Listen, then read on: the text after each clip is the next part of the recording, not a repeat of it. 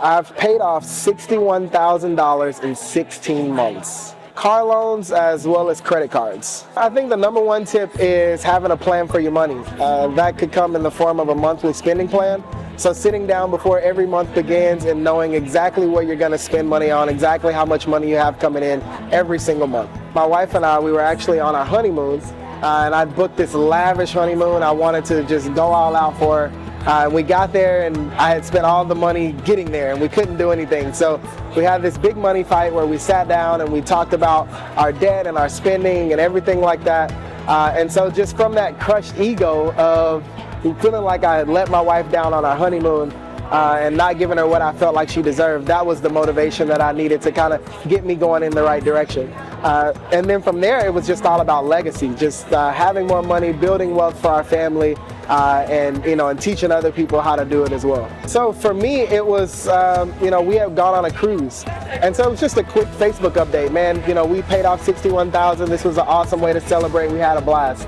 And so I wasn't expecting any type of feedback, but people were like, oh my gosh, how did you do that? How did you do that? And so it was there that I was like, well, I can't really answer all of these questions in a Facebook comment. And so that was when I started the blog and started, kind of chronicling our journey through navigating our own personal finances. So, I was a personal finance coach. That was one of my first things that I did. I became a personal finance coach, and so I've helped hundreds of families get out of debt. The best things are when you have families that have little kids and they come up to you and they're just so excited because their kids aren't going to know what debt feels like. And so that that to me is just bigger than everything else, changing entire family legacies. That's the coolest part of everything. You have to find creative ways to reach each individual child.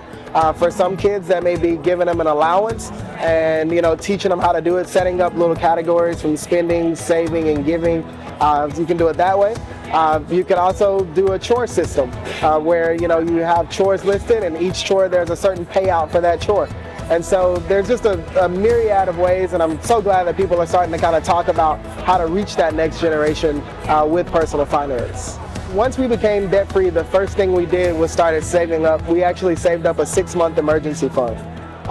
That was basically the cushion between us and life events, because what used to happen, we get a flat tire and we didn't have any money, and so then we put it on a credit card, and now we've made a bad situation even worse because we're in debt for something that happened that we had no control over. So now when these things pop up, we just pull it from our emergency fund and just replenish it.